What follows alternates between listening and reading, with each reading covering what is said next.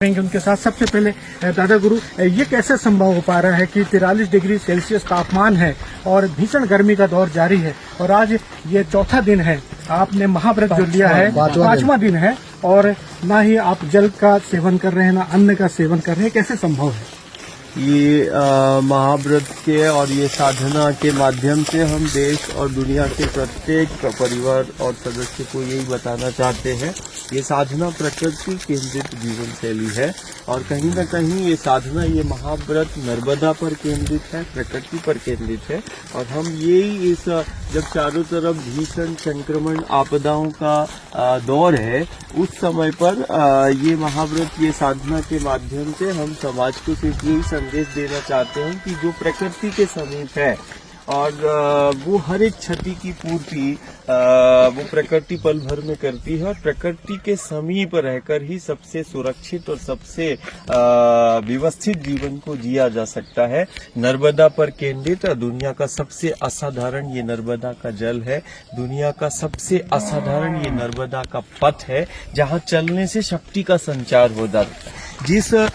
नर्मदा का दर्शन से संचार होता है, इसके दर्शन की महिमा है कि नर्मदा का दर्शन से जीव का कल्याण हो जाता है, इसके पथ पे चलने से शक्ति का संचार हो जाता है। ये प्रकृति केंद्रित जीवन शैली का सबसे बड़ा उदाहरण है। दादा गुरु, मैं आपको रोकना चाहूंगा, पहले आपको ये बताना चाहेंगे कि यहाँ पर सीधे जो नर्मदा आप दिखाएं कैमरे से कि नर्मदा यहाँ से बह रही है और दादा गुरु रोजाना इस महाव्रत के दौरान तकरीबन 25 से 30 किलोमीटर पैदल परिक्रमा भी करते हैं। नर्मदा एक ऐसी नदी है जिसकी परिक्रमा की जाती है और आप 25 से 30 किलोमीटर, जबकि ऐसे में लोग 1 किलोमीटर की भी कल 40 किलोमीटर और कल 40 किलोमीटर हुआ, तो ये कैसे संभव हो पा रहा है? इसके पीछे आप क्या उद्देश्य है, क्या संदेश देना चाहते हैं आप? ये जो हमारा ऊर्जा का केंद्र है, ये माँ नर्मदा पर केंद्रित है और माँ नर्मदा ही हमारी शक्ति है और नर्मदा के पथ के कंकड़ पत्थर, ये पेड़, ये पहाड़ असीम ऊर्जा के ये स्रोत हैं। हम दुनिया को सिर्फ यही बताना चाह रहे हैं कि माँ नर्मदा का जल हो या नर्मदा का पथ हो, ये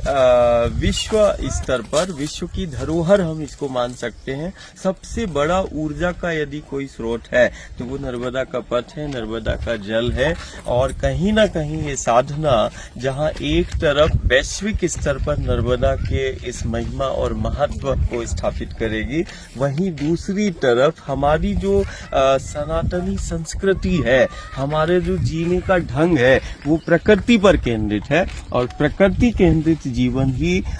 हमेशा से कोई भी युग रहा हो, प्रकृति केंद्रित जीवन ही सबसे सुरक्षित और सबसे व्यवस्थित रहा है। इस भीषण संक्रमण आपदा के दौर में ये सबसे बड़ा संदेश होगा। आपके इस महाव्रत का शोध भी कर रही है मध्य प्रदेश सरकार? निश्चित, मध्य प्रदेश शासन अभी ये 5वां दिन है और इसमें मेडिकल और एम्स की टीमें दिन रात 24 घंटे हम उनके ऑब्जर्वेशन में है और हमारे साथ वो चलते भी हैं और वो भी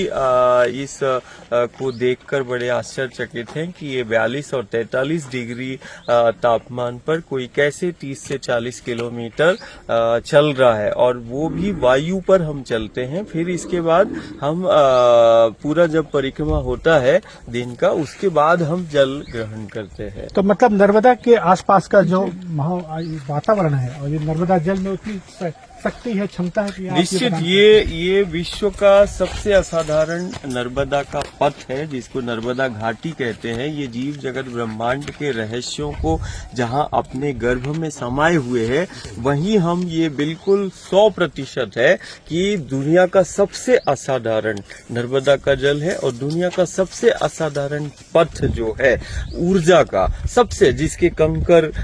को हम शंकर कहते हैं, पत्थर और शिलाओं को देवता के रूप में पूजा जाता है, पेड़ों को पूजा जाता है, असीम ऊर्जा के ये स्रोत है दुनिया के सबसे असाधारण। सबसे महत्वपूर्ण बात यह है कि आज विश्व की बात करें तो प्राकृतिक आपदाएं जो है लगातार इशारा करती जा रही हैं कि अब भी समय है, संभल जाओ, नहीं तो